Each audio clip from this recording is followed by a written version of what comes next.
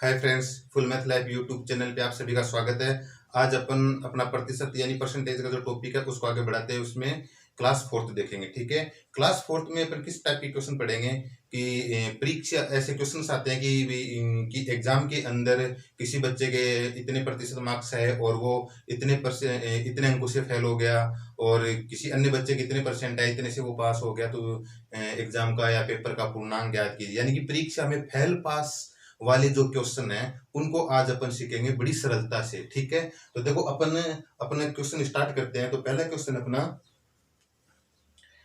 Question देखो, आपकी screen पे दिया हुआ है कि प्रीति ने किसी परीक्षा में 40% अंक प्राप्त किए जो कि उत्तीर्णांक से केवल 30 अंक अधिक थे। उत्तीर्णांक का मतलब, किसी भी एग्जाम में उत्तीर्णांक का मतलब वो होता है कि न्यूनतम पासिंग जो मार्क्स होते हैं, यानी पास होने के लिए जो न्यूनतम अंक होते हैं उनको बोलते हैं उत्तीर्णांक। ठीक है, यदि परीक्षा का उत्तीर्ण प्रतिशत 30% हो, यानी कि उस प्रीति ने जो परीक्षा दी थी, जिस परीक्षा की बात चल रही है, उसके अंदर पास होने के लिए 30% मार्क्स अनिवार्य थे। ठीक है, तो बताओ प्रीति ने कितने अंक प्राप्त किए। अब देखो इसके अंदर, देखो सबसे पहले अपन देखते हैं। देखो इसके अंदर जैसे आप मानो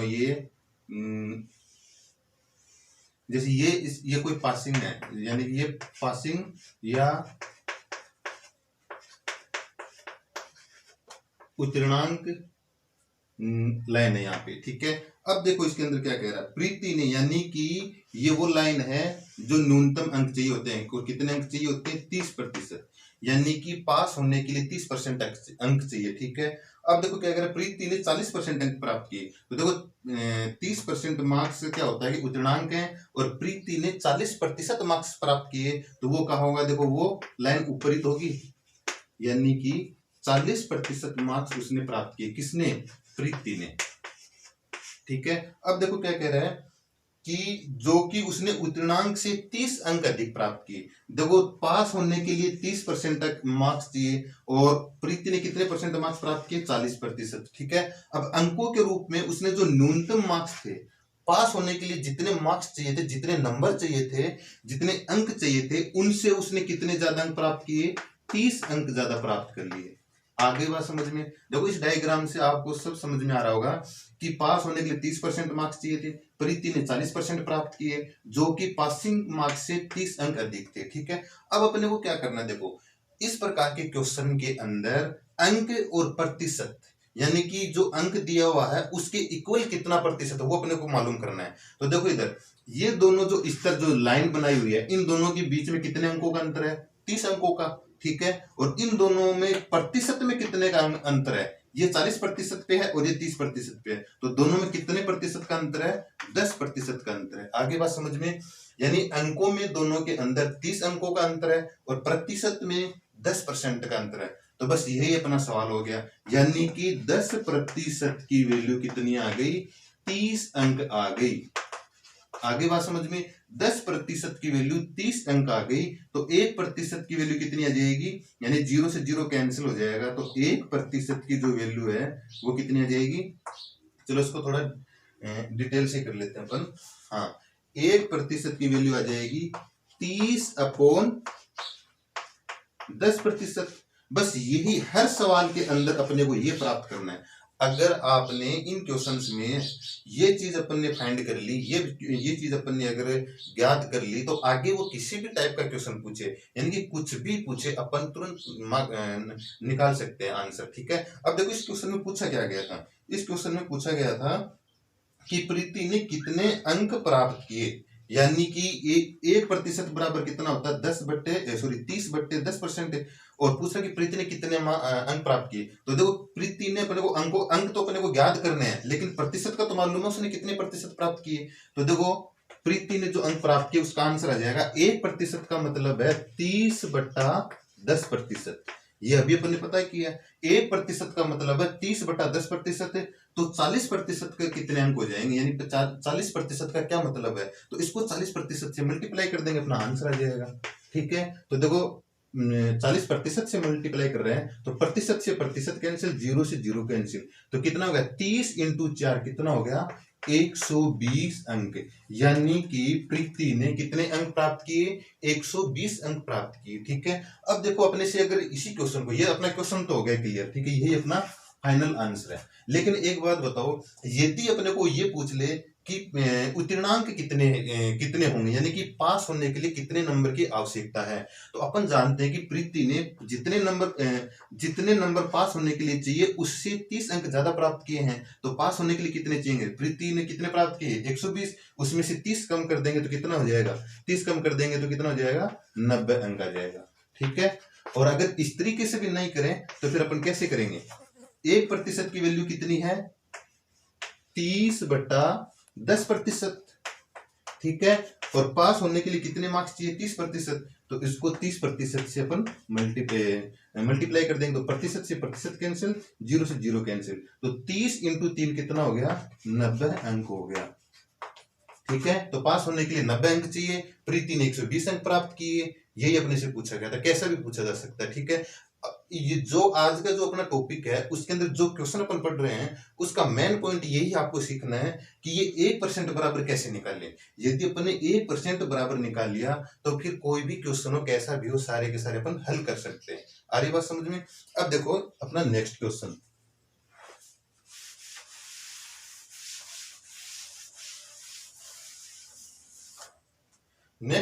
है राम ने किसी परीक्षा में 25% अंक प्राप्त किए और जो कि उत्तीर्णांक से 20% कम है। यानी कि राम है, जैसे राम के नाम का कोई लड़का है, ठीक है, वही अपनी ये तो पासिंग मार्क्स वाली लाइन है, यानी कि पास होने के लिए जो अंक चाहिए वो ये यहाँ पे अंकित करेंगे। ठीक है, यानी कि उत्तीर्णांक। ठीक है, अब देखो राम के बारे में कह रहा है कि उसने 25% अंक प्राप्त कर लिए लेकिन फिर भी वो 20 अंक से फेल हो गया, यानी कि पास होने के लिए 20 अंक कम रह गए। इसका मतलब कम वाली लाइन तो नीचे आएगी, जो फेल होता है उसकी लाइन अपन नीचे लिखते हैं, ये फेलियर की लाइन है। ठीक है, तो देखो अब क्या है, उसने कितने परसेंट अंक प्राप्त किए? राम ने 25% अंक प्राप्त किए। ये किसके अंक है? राम के। ठीक है, अब देखो वो क्या कह रहा है कि पास होने के लिए कितने अंक कम रह गए, यानी कि इस लाइन से इस लाइन तक, यानी कि पास होने के लिए कितने अंक और चाहिए थे उसको? 20 अंकों की आवश्यकता थी। आगे बात समझ में? पास होने के लिए कितने अंकों की आवश्यकता थी? 20 अंकों की आवश्यकता थी, यानी कि इसको 20 अंक और मिल जाते तो वो यहाँ नहीं पहुंच जाता गया। ठीक है, इसका मतलब 20 अंक कम रह गए। उसके बाद क्या गया? उसी परीक्षा में शाम ने 35% अंक प्राप्त किए, यानी इसी परीक्षा की बात है, दोनों एक ही परीक्षा में बैठे थे। तो ये तो राम का बायोडाटा है। ठीक है, अब देखो शाम के बारे में क्या करें। उसी परीक्षा में शाम ने 35% अंक प्राप्त किए थे। ठीक है, और जो कि उत्तीर्णांक से 18 अंक अधिक थे, यानी कि जो शाम है उसने 35% अंक प्राप्त किए, जो कि पासिंग के जो न्यूनतम मार्क्स है उससे 18 अधिक थे, यानी कि इससे 18 अधिक थे तो वो लाइन ऊपर आएगी, यानी कि +18। तो यहाँ कितना? ये किसके मार्क्स हैं? श्याम के। और कितने प्रतिशत प्राप्त किए इसने प्राप्त किए 35%। ठीक है, अब देखो यहाँ पे ये अपना पूरा क्वेश्चन है। राम ने 25% अंक प्राप्त किए जो कि 20% से फेल हो गया। ठीक है, यानी कि उसको 20 अंक और मिलते तो वो पास हो जाता। अब श्याम क्या कर रहा है? श्याम ने पासिंग जो मार्क्स हैं उनसे 18 नंबर अधिक लेके आया वो, और कितने परसेंट लेके आया? 35%। अब एक बात बताओ मेरे को, अपने को ये इन दोनों लाइनों के बारे में बताया गया है, तो इस लाइन से लेकर इस लाइन तक पहुंचने में कितने अंकों की आवश्यकता है? यहाँ से यहाँ तक 20 अंक, फिर यहाँ से यहाँ तक 18 अंक और, तो टोटल कितने अंक चाहिए? यानी कि इस लाइन से यहाँ तक पहुंचने में कितने अंकों का अंतर है? 20 और 18 कितने अंक हो गए? 38 अंक हो गए। आगे बात समझ में? अब देखो यहाँ पर 25% है और 25% से 35% पहुंचने के लिए इन दोनों प्रतिशत में कितने का अंतर है? अंकों में अंतर अपने को पता चल गया 38, और प्रतिशत में कितने का अंतर है? ये तो 25% पे ये लाइन और ये 35% पे। तो यहाँ से इस लाइन तक पहुंचने में 10% ही तो चलना होगा, यानी कि 10% और हासिल करने होंगे अपने को। इसका मतलब 10% बराबर कितना हो गया? 38 अंक। तो 1% की वैल्यू अपने को ज्ञात करनी होती है, तो ये 38/10%।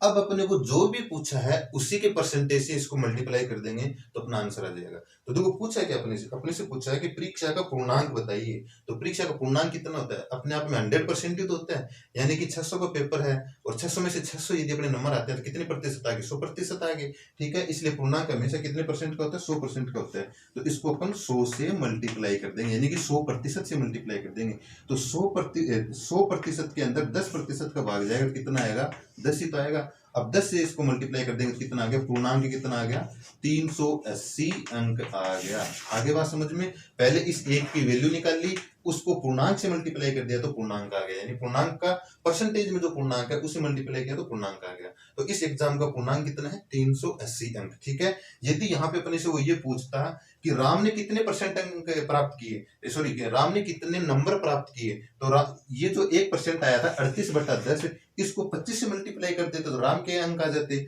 और यदि 38/10 को 35 से मल्टीप्लाई कर देते तो श्याम के अंक आ जाते। आगे बात समझ में। अब देखो अपना नेक्स्ट क्वेश्चन,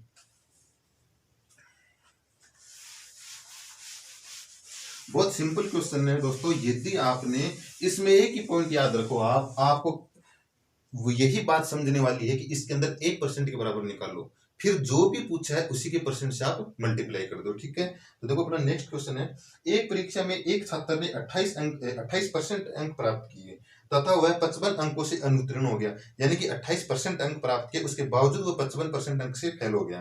ठीक है, इसी परीक्षा में एक दूसरा छात्र है, उसने 37% अंक प्राप्त किए, उसके प्राप्त करके न्यूनतम अंकों से उसने 17 अंक अधिक प्राप्त कर लिए, तो उसमें उत्तीर्णांक क्या है। ये देखो क्वेश्चन तो सेम वही है जो अभी अपन ने सेकंड क्वेश्चन किया, उसके अंदर पूर्णांक पूछा था, इसके अंदर ये पूछ लिया गया कि पास होने के लिए कितने अंकों की आवश्यकता है, उत्तीर्णांक क्या है।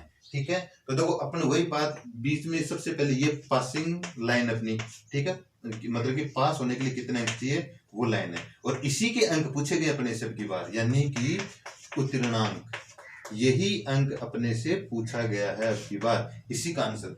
अब इसमें क्या है कि जो फर्स्ट लड़का है उसने 28% अंक प्राप्त किए, यानी कि जो फर्स्ट लड़का है उसने 28% अंक प्राप्त कर लिए, और फिर भी वो इस पास वाली लाइन से 55 अंक दूर रह गया, यानी कि 55 अंकों से फेल हो गया।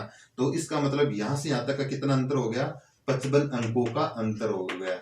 आगे बात समझ में, आगे बात समझ में। अब देखो इसमें नेक्स्ट क्या कह रहा है कि जो सेकंड छात्र थे यानी दूसरे छात्र ने 37% अंक प्राप्त किए, 37% अंक प्राप्त करके उत्तीर्ण होने के न्यूनतम अंकों में 17 अंक अधिक प्राप्त कर लिए। ठीक है, तो देखो पासिंग मार्क्स ये है, और इनसे 17 नंबर वो ज्यादा लेके आ गए, किनसे, ये जो पास वाले जो मार्क्स चाहिए थे उससे 17 अंक ज्यादा है उसके। आगे बात समझ में, तो उसकी लाइन अपन यहाँ बनाते हैं, और परसेंटेज कितनी प्राप्त की उसने, 17 अंक लाने के बाद में उसने 37% अंक प्राप्त किए, उसने कितने, 37% अंक प्राप्त किए। अब वही बात मतलब कि परसेंटेज बराबर अंक निकालने अपने को, और कुछ नहीं करना। तो देखो इसमें अपना टारगेट है इस लाइन से इस लाइन तक पहुंचने में कितने अंकों की जरूरत पड़ेगी, 55 + 17, तो 55 और 17 कितने हो गए, 72 हो गए क्या। तो इसका मतलब इस लाइन से और इस लाइन, ये सेकंड बच्चे के, जो सेकंड बच्चा था उसके मार्क्स हैं, और इस लाइन का यानी कि जो मैंने राउंड बनाया है इन दोनों का अंकों में कितने का अंतर है, 7 × 5 = 12, 6 × 1 = 7, यानी कि 72 अंकों का अंतर है दोनों के अंदर। और परसेंटेज में कितने का अंतर है, 28 से 37 तक पहुंचना अपने को। ठीक है, इसमें यही है कि अंकों के अंतर निकालते तब तो योग करते हैं, और प्रतिशत का अंतर निकालते तब माइनस करते हैं। ठीक है, आप देख लो क्योंकि ये लाइन 28 पे है और 28 से 37 पे पहुंचना, तो आप सीधी सी बात है कितना अंतर होगा, इनको माइनस कर देंगे अपन। तो देखो ये कितना आ जाएगा, 9, कितना आ जाएगा, 9%। इन दोनों का अंतर जो है वो कितना आ जाएगा, 9% है। तो 9% बराबर कितना हो गया, यही अपना आंसर आ जाएगा यहीं पे, 9% बराबर आ गया 72 अंक। तो देखो इससे से डिवाइड कर देंगे तो 1% बराबर कितना आ जाएगा, 8 × 9 = 72, यानी 8 अंक आ जाएगा। अब की बार मैंने डायरेक्ट भाग लगा दिया। ठीक है, अब इसमें पूछा क्या है, उत्तीर्णांक क्या थे, यानी कि पास होने के लिए कितने चाहिए। अब पास होने के लिए किससे मल्टीप्लाई करें, क्योंकि इसकी परसेंटेज तो अपने पास है ही नहीं। तो अपन क्या करेंगे, आप चाहो तो 28 से मल्टीप्लाई कर दो, और चाहो तो 37 से मल्टीप्लाई कर दो। आपकी जिससे इच्छा हो उसी से मल्टीप्लाई कर दो। तो छोटी से छोटी संख्या लेते हैं, तो देखो 1% बराबर 8 अंक है, तो अपन यानी कि 28% से ज्ञात करेंगे। 28% के अंक निकालेंगे तो किसका आ जाएगा, पहले बच्चे के जो नंबर है वो अपने को प्राप्त होंगे। तो देखो 28% से तो जो फर्स्ट बच्चा है उसको कितने अंक मिलेंगे, 8 इंटू 28, ठीक है, 8 इंटू 28 और मल्टीप्लाई करो कितना हो गया, 64, 6 8 दूनी 16 और 6 कितने हो गए, 8 दूनी 16 6 कितने हो गए, 22 हो गए। यानी कि पहले बच्चे ने कितने अंक प्राप्त किए, 224। कितने अंक प्राप्त किए, 224। लेकिन अपन जानते हैं कि पहले जो पहला बच्चा था वो जितने भी अंक प्राप्त किए फिर भी वो 55 अंकों से फेल हो गया। तो 224 अंक प्राप्त करने के बावजूद वो 55 अंकों से फेल हो गया। तो बताओ कि पास होने के लिए कितने अंक चाहिए, कितने उत्तीर्णांक चाहिए, यही तो अपना आंसर है। तो अब देखो अपन इसका आंसर निकालने के लिए क्या करेंगे, इसका आंसर निकालने के लिए 224 प्लस 55 कर देंगे, तो आंसर अपना आ जाएगा 279, यानी कि 279 अंक। पास होने के लिए कितने अंक चाहिए, 279। आगे बात समझ में, यानी कि 28% निकालकर 55 जोड़ देंगे तो पास जितनी न्यूनतम पास होने के लिए जितने न्यूनतम अंक चाहिए वो उनकी संख्या जाएगी। या फिर 37% निकालेंगे, यानी कि 1% बराबर कितना हो गया, 8 अंक हो गया, तो 37% बराबर कितने अंक हो जाएंगे, इसका मतलब 8 को 37 से मल्टीप्लाई कर देंगे तो सेकंड बच्चे के आ जाएंगे, यानी कि 37 इंटू 8 कर देंगे तो सेकंड बच्चे के नंबर आ जाएंगे कितने, 8 से 56, 6 5 8 3 24, 8 3 24 से 5 कितने हो गए, 29। यानी कि 296 अंक किसने प्राप्त किए, सेकंड बच्चे ने प्राप्त किए। लेकिन अपने को तो इसका आंसर चाहिए, तो इसमें से 17 माइनस कर दो, इसके आंसर आ जाएंगे। तो देखो कैसे भी करो, चाहे तो आप इससे ज्ञात कर लो चाहे इससे ज्ञात कर लो, इसमें से यदि अपन 17 माइनस करेंगे तो कितना आ जाएगा, वही आएगा, आप करके देख लो। 9 आ गया, 7 आ गया, 2 आ गया, वही 289 आ रहा है। अरे बात समझ में, देखो इस तरह से थोड़ा सा लग रहा है कि भाई इतने क्या हो गए, लेकिन ये क्वेश्चन मैंने दो तरीके से करके बता दिया आपको। पहले तो अपन क्या करेंगे, 1% निकाला, 1% निकालने के बाद में दोनों बच्चों में से किसी के भी मार्क्स निकाल लो आप। सेकंड वालों के निकालोगे तो ये जो 17 है उसको माइनस करेंगे, फर्स्ट वाले के निकालोगे तो फिर 55 जोड़ने पड़ेंगे, आंसर अपना सेम आ जाएगा। ठीक है, अब देखो अपना नेक्स्ट क्वेश्चन।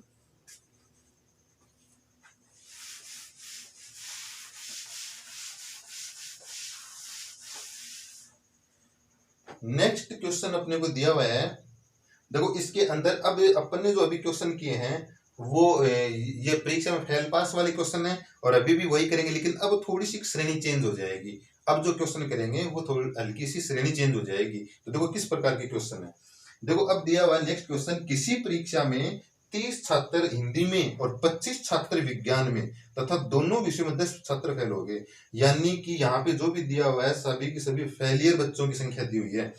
तो बताओ इनमें से कुल कितने छात्र उत्तीर्ण हुए। ठीक है, इस प्रकार के क्वेश्चन के अंदर अपने को क्या ध्यान में रखना है कि लास्ट में क्या पूछा गया है, लास्ट में उत्तीर्ण पूछा गया है या अनुत्तीर्ण पूछा गया है, वो चीज अपने को देखनी है। तो अपने को इसमें साफ साफ लिखा हुआ है कि दोनों विषय में कितने छात्र उत्तीर्ण हुए। तो कौन कौन से विषय दिया हुआ है, इसमें दिया हुआ है हिंदी और साइंस यानी कि विज्ञान। तो ये मान लो हिंदी और ये साइंस, इनके उत्तीर्णों की संख्या अपने को निकालनी है, कितने उत्तीर्ण हुए, ये अपना क्वेश्चन है। दोनों विषयों में कितने उत्तीर्ण हुए वो अपने को ज्ञात करना है। अब देखो इसके अंदर पहले क्वेश्चन में आप समझना कि हिंदी के अंदर कितने फेल हुए, 30%। हिंदी के अंदर 30% फेल हुए, अनुत्तीर्णों की संख्या है, ठीक है। और साइंस में कितने परसेंट फेल हुए, 25%। चलो यहां मैं लिख देता हूं, फेल या अनुत्तीर्ण, ठीक है, फेल या अनुत्तीर्ण मान लो, कुछ भी मान लो, ठीक है। अब देखो क्या दिया हुआ है लास्ट में कि 10% बच्चे ऐसे हैं जो कि दोनों विषयों में फेल हो गए, यानी कि हिंदी और साइंस इन दोनों में फेल होने वाले कितने हैं, 10%। आगे बात समझ में। अब देखो इन क्वेश्चन में, ये तो अपने अभी मैंने क्वेश्चन लिखा है, ठीक है, एक तरह से क्वेश्चन ही लिखा है। अब इसको करने का तरीका देखो, यहां से मैं बताने जा रहा हूं, आप इस पे ध्यान दो। अपने को पूछा क्या है, क्या पूछा है अपने को, उत्तीर्णों की संख्या पूछी है। तो इन तीनों की संख्या उत्तीर्णों में होनी चाहिए। किसमें पूछा है, उत्तीर्ण में, तो इनकी संख्या उत्तीर्ण में होनी चाहिए, यानी कि पास होने वालों में होनी चाहिए इनकी संख्या। तो हिंदी में यदि 30% फेल हो गए तो पास कितने हो गए, 70% पास हुए कि नहीं हुए। 30% यदि फेल हो गए तो 70% क्या हो गए, पास हो गए। साइंस में यदि 25% फेल हो गए तो कितने पास हो गए, 75% बच्चे क्या हो गए, पास हो गए। आगे बात समझ में। और दोनों विषयों में यदि 10% फेल हो गए तो दोनों विषयों में पास कितने हो गए, 90%। आगे बात समझ में। अब देखो इसमें ये अपने को कन्वर्ट करना है, यानी इन जैसा यहाँ उत्तीर्ण दिया है तो अपने पास उत्तीर्णों की संख्या होनी चाहिए। हिंदी में कितने पास हुए, 70%, क्योंकि 30 फेल हो गए तो पीछे 70 लगे, क्योंकि परसेंटेज हमेशा अपने आप में 100 होता है। तो 100 में से 30% फेल हो गए तो 70% पास हो गए। 100 में से साइंस के अंदर 25%, सॉरी यहाँ पे परसेंट है, 25% फेल हो गए तो 75% पास हो गए। दोनों के अंदर 10% फेल हो गए तो दोनों के अंदर 90% पास हो गए। इससे ये याद कर लो, उसके बाद में आपको कुछ भी नहीं करना कि जो सिंगल दिया यानी कि अलग अलग अपने को दिया हुआ उनका योग करो, यानी कि Hindi plus science minus Hindi and science, यही अपने को अपनाना है। यहाँ पे सब्जेक्ट कुछ भी दे सकता है, यानी कि हिंदी और साइंस में जो पास होने वालों की संख्या जोड़ो और इनमें से जो दोनों में कॉमन पास है उनको घटा दो, अपना आंसर आ जाएगा। तो कितना है देखो, 70 प्लस 75 माइनस 70 हिंदी में पास हुए, साइंस में 75 पास हुए, और दोनों में कितने पास हुए, 90 पास हुए। ये इसमें से अपन घटा देंगे तो देखो कितना आंसर आ गया, ये आ गया 145 में से 90 गए, कितना आ गया 55%। कितना आ गया, 55% आ जाएगा। तो इसके अंदर देखो अपना आंसर ए ऑप्शन आ जाएगा। ठीक है, देखो मैं ऑप्शन दिए हुए हैं और मैं आंसर बोल नहीं रहा, लेकिन जो स्क्रीन पे जो आपको दिखाई दे रहा है उसमें आप अपने जो भी अपना आंसर आ रहा है उसमें आप देख सकते हैं कि कौन सा आंसर अपना, कौन सा ऑप्शन अपना आंसर होगा। ठीक है, तो अब आप देखो कि इसके अंदर 55% छात्र उत्तीर्ण हुए दोनों विषय के अंदर, ये अपना आंसर आ जाएगा। आगे बात समझ में। अब देखो इस क्वेश्चन को समझने के लिए, इस प्रकार के क्वेश्चन को समझने के लिए एक ही बात याद रखनी है, जो शब्द अपने को पूछा गया, उत्तीर्ण पूछा गया है, तो तीनों को उत्तीर्ण में चेंज करो। या तो वो उत्तीर्ण में दिया हुआ होगा पहले से, या तो वो उत्तीर्ण में दिया हुआ होगा पहले से। अगर उत्तीर्ण में नहीं दिया हुआ तो अपन कन्वर्ट कर लेंगे, क्या दिक्कत है। यानी कि इन दोनों का योग 100 होगा, फेल और पास वालों का। यहाँ 30 फेल हो गए तो 70 पास हो गए, 25 फेल हो गए तो 75 पास हो गए, और 10 फेल हो गए तो 90 पास हो गए। तो ये तीनों के तीनों आ गए। उसके बाद में क्या करना है, जो सिंगल सिंगल यानी कि अकेले अकेले उनका योग करेंगे। जैसे केवल हिंदी में पास वालों का, केवल साइंस में पास वालों का योग करेंगे, और जो कॉमन है दोनों में उनको माइनस कर देंगे, अपना आंसर आ जाएगा। हर क्वेश्चन में यही होगा। ठीक है, अब देखो अपना नेक्स्ट क्वेश्चन, अपना नेक्स्ट क्वेश्चन देखियो, देखना इसमें क्या है। देखो नेक्स्ट क्वेश्चन अपने को दिया हुआ है कि श्याम ने एक परीक्षा में 65% अंक प्राप्त किए। ठीक है, अच्छा ये एक इससे पहले वाले जो क्वेश्चन थे उनमें से ये क्वेश्चन है, छूट गए। चलो अभी इसको अपन लास्ट में करेंगे। अब अपन उसी श्रेणी के क्वेश्चन लेते हैं। नेक्स्ट अभी जो किया है उसका नेक्स्ट क्वेश्चन है, विद्यार्थियों के समूह में 70% अंग्रेजी बोल सकते हैं, यानी कि यहाँ भाषा बोलने वाले की बात हो रही है। चलो क्वेश्चन पूरा पढ़ते हैं। तथा 65% हिंदी बोल सकते हैं, यानी 70% तो अंग्रेजी बोल सकते हैं और 65% हिंदी बोल सकते हैं। यदि इन विद्यार्थियों में 27% विद्यार्थी दोनों भाषाओं में से कोई भी भाषा नहीं बोल सकते। बीच बीच में फोन आ रहा है, इसमें एक सेकंड इसको बंद कर देता हूँ मैं। ये लो देखो, हाँ अब क्या कह रहा है कि अंग्रेजी भाषा को 70% बच्चे बोल सकते हैं और हिंदी भाषा को 65% बच्चे बोल सकते हैं। लेकिन उस समूह में 27% बच्चे ऐसे भी हैं जो दोनों भाषा नहीं जानते। ठीक है, दोनों भाषा नहीं बोल सकते। तो बताओ इस समूह में कितने प्रतिशत दोनों भाषाएं बोल सकते हैं। अपना पहला पॉइंट यही देखना है कि लास्ट में क्या पूछा है।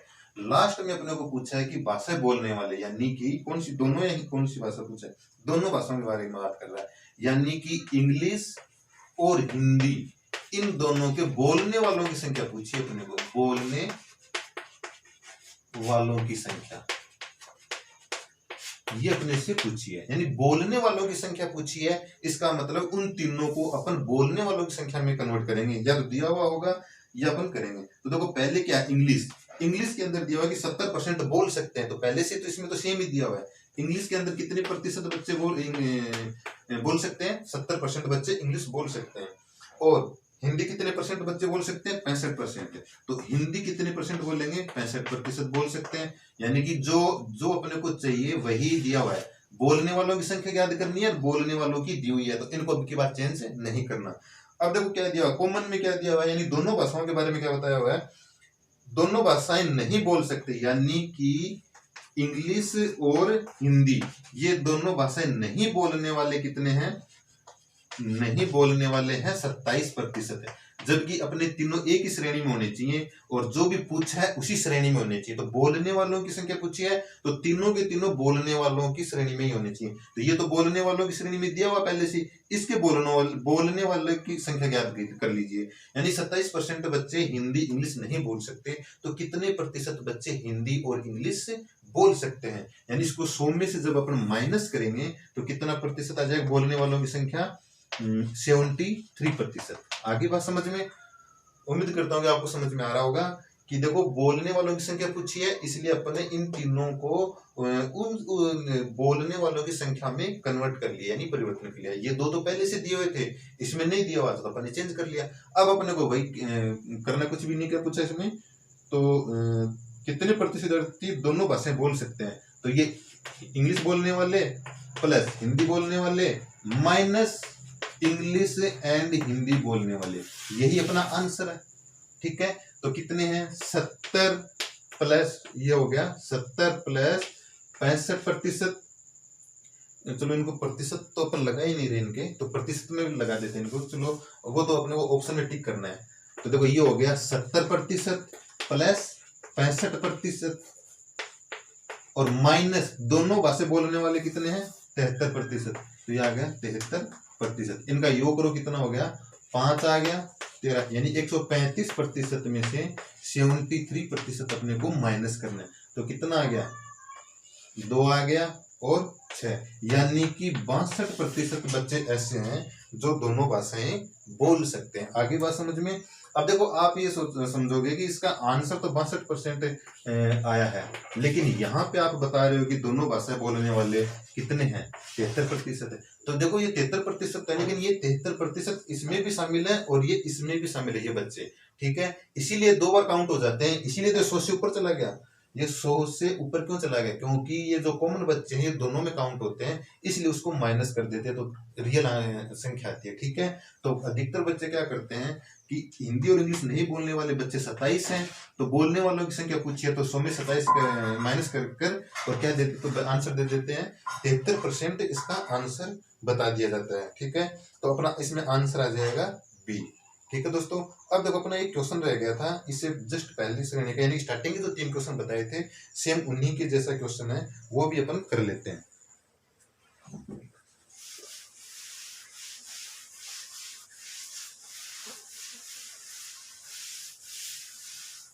देखो इसमें क्वेश्चन दिया कि श्याम ने एक परीक्षा में 65% अंक प्राप्त किए और 25 अंकों से फेल हो गया। देखो यही अपनी वो लाइन उत्तीर्णांक या फिर पास होने वालों की। ठीक है, उसके बाद में इसमें दिया हुआ है कि श्याम ने 65% अंक प्राप्त कर लिए श्याम ने। ठीक है, श्याम ने, और उसके बावजूद कितने अंकों से फेल हो गया, दिया हुआ है 25 अंकों से वो क्या हो गया, फेल हो गया। यानी कि उसको 25 अंक और मिल जाते और वो हासिल कर लेता तो वो पास हो जाता। ठीक है, और अमित ने उसी परीक्षा में 60% अंक प्राप्त किए, उसके बावजूद प्राप्त किए और 35 अंकों से फेल हो गया। ठीक है, तो देखो इसका डायग्राम थोड़ा सा दोबारा बनाते हैं। देखो इसमें क्या है कि दोनों ही बच्चे क्या है, फेल होने वाले हैं। तो देखो पास होने वालों की संख्या यहाँ लिखते हैं अपन, ये पास होने वालों के लिए है और ये श्याम के लिए। तो श्याम ने कितने परसेंट अंक प्राप्त किए, 65%, और कितने अंकों से फेल हो गया, वो फेल हो गया 25 अंकों से। ठीक है, और क्या कह रहा है कि जो अमित है, अमित नाम का एक लड़का है, वो उसने इससे भी कम अंक प्राप्त किए, कितने, 60% है। इसने तो 65% अंक प्राप्त किए, उसने 60 किए, तो जाहिर सी बात है वो उसके लिए लाइन और नीचे बनेगी। तो ये उसने प्राप्त किए 60%। ठीक है, और इसको, और कितने अंकों से फेल हो गया, ये हो गया 35 अंकों से, क्योंकि देखो इसके अंक यहाँ पे हैं और पास होने के लिए ये चाहिए। तो यहाँ से यहाँ तक की दूरी, इसको कितने अंक मिलेंगे, इस कितने अंक और चाहिए, 35 अंकों से ये फेल हो गया। अब देखो उसको समझना कि श्याम ने 65% अंक प्राप्त किए, 25 अंकों से फेल हो गया, इस लाइन तक आने में 25 अंक चाहिए उसको। ठीक है, और राम ने, अमित ने, ये अमित है, अमित ने क्या किया, 60% अंक प्राप्त कर लिए, फिर भी वो 35 अंकों से फेल हो गया। तो 35 अंक वाली लाइन फिर यहां से लेके यहां तक ही जाएगी, यहां तक नहीं जाएगी, यहां से लेकर यहां तक, क्योंकि पास होने के लिए उसको 35 चाहिए और पास वाली लाइन ये है। अब देखो इसमें प्रतिशत में और अंकों में अंतर देखो। अब एक बात बताओ, इसको देखो यहां से इस लाइन को यहां से यहां तक पहुंचने में कितने अंक चाहिए, 35, और इसको यहां से यहां तक पहुंचने में कितने चाहिए, 25। तो ये अंतर कितने का रह जाएगा, ये बताओ मेरे को। ये दोनों अंतर, इन दोनों लाइनों का अंतर कितना का रह जाएगा, तो इन दोनों का अंतर रह जाएगा 10 अंक। कितना अंतर आ जाएगा, चलो यहां से कर दो, इन दोनों लाइनों का अंतर आ जाएगा 10 अंक। आगे बात समझ में, क्योंकि जो अपने को दो जो भी कैंडिडेट देते हैं उन्हीं के तो अंतर करते हैं अपन ने अभी तक। पहले ये लाइन यहाँ थी तो दोनों का अंतर करते थे, अब की बार दोनों क्या है, पास वाली लाइन के दोनों की दोनों नीचे हैं। तो देखो यहां से यहां तक इसको 25 अंक चाहिए, यहां से यहां तक 35 अंक चाहिए दूसरे वाले को। तो ये दोनों का अंतर कितना है, ये कितने का हो गया, 10 अंक का अंतर हो गया। अब परसेंट में देखो, ये 60% है और इस लाइन से इस लाइन तक पहुंचने में कितने परसेंट और चाहिए, मात्र 5% की तो और आवश्यकता है। और यहां से यहां तक पहुंचने के लिए कितने अंक चाहिए, मात्र 10 अंक चाहिए। ठीक है, तो 10 अंक चाहिए तो फिर इसके भी 25 कम रहेंगे, यानी कि 25 अंक प्लस 10 अंक, तो कितना हो गया, 35 हो गया। तो ये हो गया 10 अंक का अंतर और ये हो गया 25 बराबर। तो अपन फाइनली ऐसे न समझ के इसको ऐसे ही करेंगे कि यहां से यहां तक जाने में जब 35 अंकों की आवश्यकता है और यहां से यहां तक जाने में 25 अंकों की आवश्यकता है, तो इन दोनों का अंतर अपन आसानी से निकाल सकते हैं। यानी कि ऐसे समझ लो, इस लाइन की यहां से इस लाइन की यहां से यहां तक 35 दूरी है और इस लाइन की यहां से यहां तक कितनी 25 दूरी है। तो इस लाइन की दूरी कितनी हो गई, 10 अंक की तो हो गई। उसी प्रकार से परसेंटेज में देख लो, ये 60% है, ये 65% है, तो प्रतिशत में इनकी डिस्टेंस कितनी हो गई, 5% हो गई। इसका मतलब 5% बराबर 10 अंक हो गया, 5% बराबर 10 अंक हो गया। तो 1% बराबर कितने अंक आ गया, 2 अंक आ गया। अब अपने को जो भी पूछा है उसी परसेंट को 2 से मल्टीप्लाई कर दो। क्या पूछा है, परीक्षा का पूर्णांक कितना है। जब परीक्षा का पूर्णांक पूछा गया तो परीक्षा का पूर्णांक हमेशा 100% होता है, तो 1% बराबर कितना आ गया, 2 अंक। तो पूर्णांक कितना हो जाएगा, आपको समझ में आ गया होगा, यानी कि 100% इंटू 2, तो कितना आ जाएगा 100%, यानी कि 200 अंक इसका आंसर आ जाएगा। तो पूर्णांक कितने का हो जाएगा, 200 का। फिर क्या कह रहा है कि पास होने के लिए औसत अंक क्या चाहिए, यानी कि पास होने के लिए कितने अंक चाहिए अपने को। तो देखो इसमें 2 क्वेश्चन पूछे एक साथ है, तो पहले का आंसर तो कितना गया, पूर्णांक पूछा तो पूर्णांक तो 200 आ गया। ठीक है, अब अपने को इसमें सेकंड पूछा है कि पास होने के लिए कितने अंक चाहिए, पास होने के लिए कितने अंक चाहिए। तो यहाँ पे 10 अंक इनका अंतर था। ठीक है, और ये अपन जान चुके हैं कि 1% का मतलब कितना है, 2 अंक है। ठीक है, अब देखो वही बात, चाहो तो आप अमित के नंबर से निकाल सकते हो, चाहो तो आप श्याम के अंकों से निकाल सकते हो। अमित ने 60% प्राप्त किए थे, 1% का मतलब कितना है, 2 अंक। तो अमित ने कितने अंक प्राप्त किए, अमित ने 60% तक प्राप्त किए, तो 2 को 60 से मल्टीप्लाई कर देंगे तो कितने अंक प्राप्त किए, अमित ने 120 अंक प्राप्त कर लिए।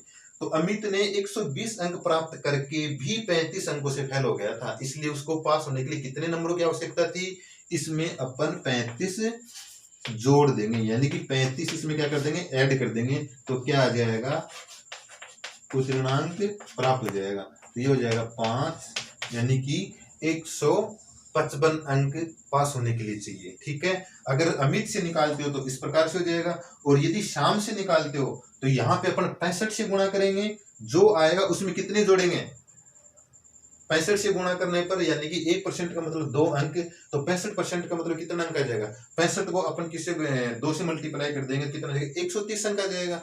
और फिर देखो श्याम ने 130 अंक प्राप्त किए, जब श्याम ने 130 अंक प्राप्त कर लिए तो पास होने के लिए कितने अंक और जोड़ देंगे, उसके अंदर 25 अंक जोड़ देंगे, तो कितना आ जाएगा, 155 अंक पूर्णांक हो गए। आगे बात समझ में। ठीक है दोस्तों, उम्मीद करता हूँ कि आज का वीडियो आपको पसंद आया होगा। इसके अंदर आज अपन ने जो भी क्वेश्चन पढ़े हैं वो एग्जाम से संबंधित ही है, यानी कि परीक्षा में फेल पास वाले क्वेश्चन किस प्रकार से हल करते हैं। तो मैंने 100% कोशिश की है कि सिंपल तरीके से आपको प्रत्येक क्वेश्चन को हर प्रकार से ओपन करके बताया मैंने, ठीक है। तो इस देखो समझाने में थोड़ा टाइम लग जाता है और थोड़ा समझाने के लिए थोड़ा राइटिंग जो होती है वो भी थोड़ी लंबी हो जाती है, तो ये मत सोचना कि इतना लॉन्ग एग्जाम में कौन कैसे करेंगे। आप इस तरह से प्रैक्टिस करोगे तो एग्जाम में इन चीजों की जरूरत ही नहीं पड़ेगी।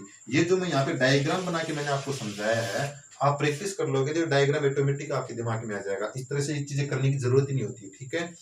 तो ठीक है दोस्तों, अगर आप वीडियो आपको पसंद आया तो इसको लाइक कीजिए प्लीज। आपको लाइक आया है या नहीं, आपको जो पसंद आया नहीं आया, यानी वीडियो में कुछ कमी लगी है, कैसा भी आपको इस वीडियो के प्रति आपकी प्रतिक्रिया वो कमेंट में यस या नो करके या कुछ और भी अपने तरीके से प्लीज प्रतिक्रिया जरूर दीजिए, ताकि मुझे मालूम चले कि